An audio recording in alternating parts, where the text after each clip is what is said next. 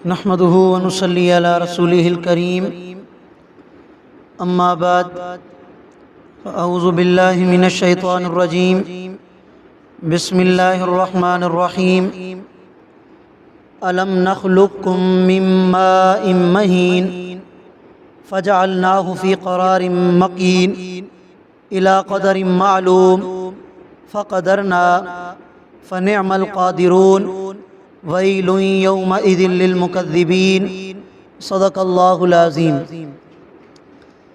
سورۃ المرسلات کی آیت نمبر 20، 21، 22، 23 اور 24 آپ حضرات کے سامنے تلاوت کی ہیں۔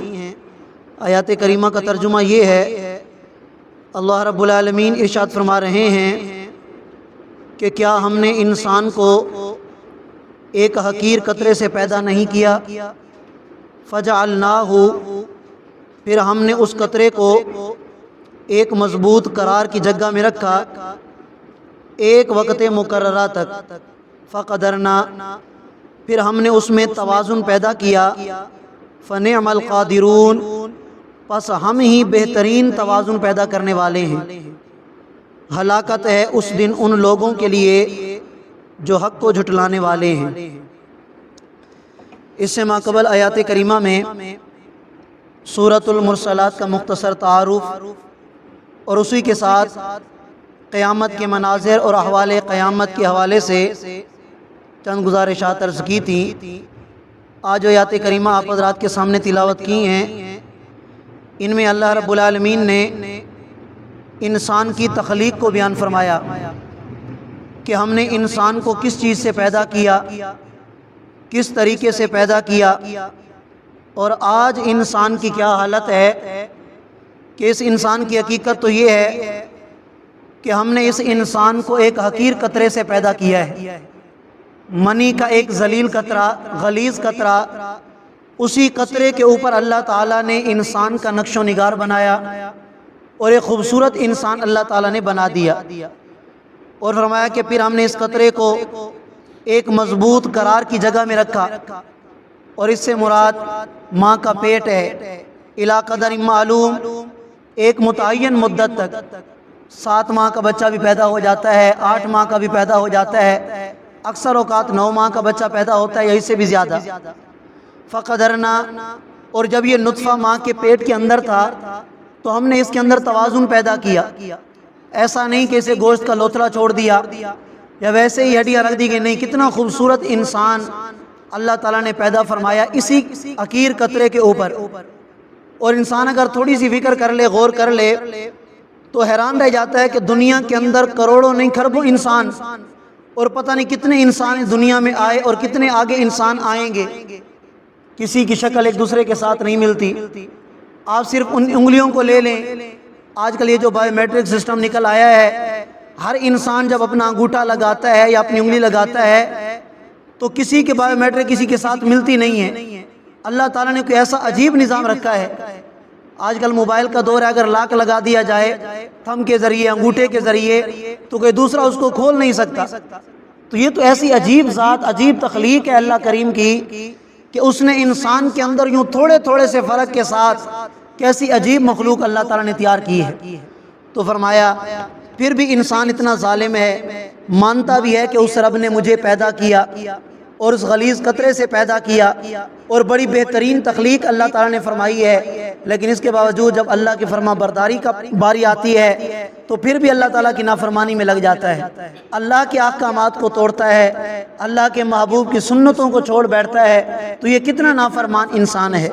فرمایا کہ سن لو، ویل یومئذ للمکذبین، ایک دن ایسا آنے والا ہے، یعنی قیامت کا دن، اس دن ہلاکت ہوگی، بربادی ہوگی اس انسان کے لیے جو آج دنیا کی زندگی میں حق کو جھٹلاتا ہے، نافرمانی کرتا ہے۔ الم نجعل الارض کفاتا، اللہ فرماتے ہیں کہ کیا ہم نے زمین کو سمیٹنے والی نہیں بنایا؟ احیاء و امواتا، زندوں کو بھی اس نے اپنے اندر سمیٹ رکھا ہے اور پھر مردوں کو بھی اپنے اندر سمیٹ لیتی ہے۔ یہ ایسی عجیب زمین، ایسی عجیب اللہ تعالیٰ نے مخلوق پیدا کی ہے، تو کیا تمہیں یہ نظر نہیں آتا؟ وَجَعَلْنَا فِيهَا رَوَاسِيَ شَامِخَاتٍ، اور اللہ فرماتے ہیں کہ ہم نے اس زمین کو مضبوط کرنے کے لیے اس کے اوپر مضبوط بلند پہاڑ رکھ دیے ہیں۔ وَأَسْقَيْنَاكُمْ مَاءً فُرَاتًا، اور اے انسان ہم نے تمہیں خوشگوار پانی بھی پلایا ہے، ایسا خوشگوار پانی جو گلے سے نیچے آسانی کے ساتھ اتر جاتا ہے۔ وَيْلٌ يَوْمَئِذٍ لِّلْمُكَذِّبِينَ، اب بھی اگر انسان نہ سمجھے اور اللہ اور اس کے رسول کی نافرمانی میں لگا رہے تو سن لو قیامت کے دن پھر ہلاکت ہے، بربادی ہے اس انسان کے لیے جو اللہ اور اس کے رسول کا نافرمان ہے۔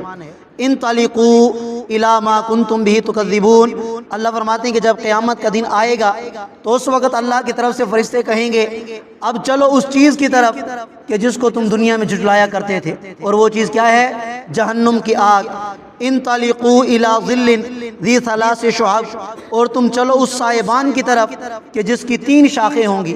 علماء کرام فرماتے ہیں کہ اس سے جہنم کی آگ کا دھواں مراد ہے، کہ جب جہنم کی آگ کا دھواں یوں اٹھے گا سائبان کی طرح اوپر کو اٹھے گا تو اوپر جا کر 3 حصوں میں تقسیم ہو جائے گا، انہی کو مراد لیا گیا کہ 3 شاخیں اس سے نکلیں گی جہنم کے دھوئیں سے۔ لا ظلیل، اب کوئی یہ نہ سمجھ لے کہ جہنم کا دھواں چونکہ سائبان کی طرح ہوگا تو وہاں پر وہ کوئی فائدہ دے گا سائے کا، فرمایا لا ظلیل، اس کے اندر سایہ نہیں ہوگا، کوئی فائدہ نہیں ہوگا اس سائبان کا۔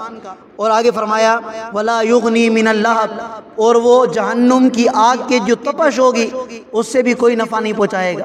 سائبان تو ہوگا، دھواں ہوگا، لیکن اس سے کسی کو کوئی فائدہ حاصل نہیں ہوگا۔ انہا ترمی بشرر کالقصر، اور رہی بات جہنم کی آگ کی تو آج جب دنیا کی زندگی میں ہم آگ جلاتے ہیں لکڑیوں کی تو اس سے چنگاریاں نکلتی ہیں جو اوپر کو جاتی ہیں۔ اللہ رب العالمین ارشاد فرماتے ہیں کہ یہ جہنم کی آگ محل کی طرح بڑی بڑی چنگاریاں نکالے گی، اتنی بڑی بڑی چنگاریاں اس سے نکلیں گی جیسے بڑے بڑے محل اور کوٹھیاں ہوتی ہیں، اور جب وہ چنگاری زمین پہ گرے گی تو اس سے جو زرد رنگ کا ایسا انگارے نکلیں گے جیسے بڑے بڑے زرد رنگ کے اونٹ ہوتے ہیں۔ فرمایا کأنہ جمالۃ صفر، جیسا کہ زرد رنگ کے اونٹ ہوتے ہیں۔ ویل یومئذ للمکذبین، اللہ فرماتے ہیں کہ اب بھی اگر کوئی نہ سمجھے تو سن لو پھر قیامت کے دن ہلاکت ہے، بربادی ہے ان لوگوں کے لیے جو اللہ کے نافرمان ہیں۔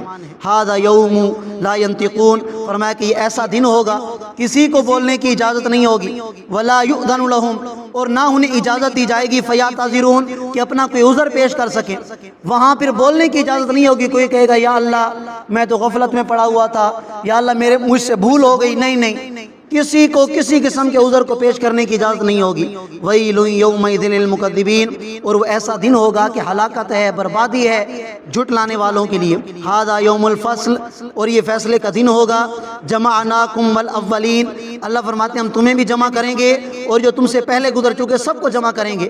فإن کان لکم کید فکید، اللہ فرمائیں گے آج تمہارے پاس کوئی داؤ پیچ ہے تو آؤ میرے سامنے اپنا داؤ پیچ چلاؤ، تو وہاں کوئی انسان اپنے داؤ پیچ چلا سکے گا؟ ویل یومئذ للمکذبین، اللہ فرماتے ہیں کہ ہلاکت ہے، بربادی ہے اس دن ان لوگوں کے لیے کہ جنہوں نے حق کو جھٹلایا ہوگا، اللہ اور اس کے رسول کی نافرمانی کی ہوگی۔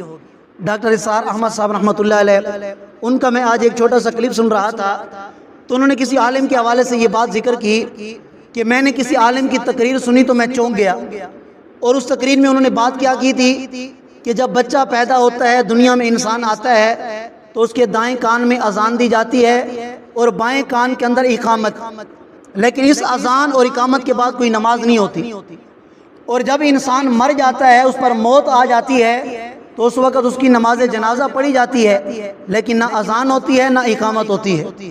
تو فرمایا کہ وہ عالم صاحب کہنے لگے کہ اذان اور اقامت اس وقت ہوئی تھی جب پیدا ہوا، اور نماز جنازہ اس وقت پڑھی گئی جب مر گیا۔ فرمایا کہ اس سے اشارہ اس بات کی طرف نکلتا ہے کہ انسان کی زندگی کا وقفہ اتنا ہی ہے کہ جتنا اذان اور اقامت سے لے کر نماز کا وقفہ ہوتا ہے۔ یہ تو اللہ معاف کرے ہم غفلت میں پڑے ہیں، آج ہماری اتنی عمر گزر چکی ہے، یقین جانیے کہ ایک لمحے کا ہمیں پتہ نہیں کیسے گزرا، کس طرح گزر گیا۔ اور جو ہمارے بڑے بیٹھے ہیں ان سے آپ پوچھ لیں کہ زندگی کیسے گزر گئی، جیسے آدمی مٹی کے اندر ریت کو لیتا ہے اور یوں وہ گر جاتی ہے، زمین پر ختم ہو جاتی ہے، پتہ بھی نہیں چلتا ہاتھ سے نکل کر، تو ہماری زندگی بھی ایسے ختم ہو جائے گی۔ تو یہ اللہ تعالیٰ کا احسان ہے، اللہ نے دنیا کی زندگی میں قرآن کے ذریعے متنبع فرما دیا کل کو قیامت کے دن ایسا ہوگا، جہنم کی آگ ایسے ہوگی۔ آگے اللہ تعالیٰ نے نیک لوگوں کا ذکر فرمایا، جنت میں ایسے انعامات ملیں گے، تو یہ تو اللہ تعالیٰ کا احسان ہے، اور خوش قسمت ہے وہ انسان کہ جو اللہ کے اس احسان سے فائدہ اٹھا کر موت سے پہلے موت کی تیاری کر لے۔ اللہ ہم سب کو سمجھنے اور عمل کرنے کی توفیق عطا فرمائے۔ جزاکم اللہ۔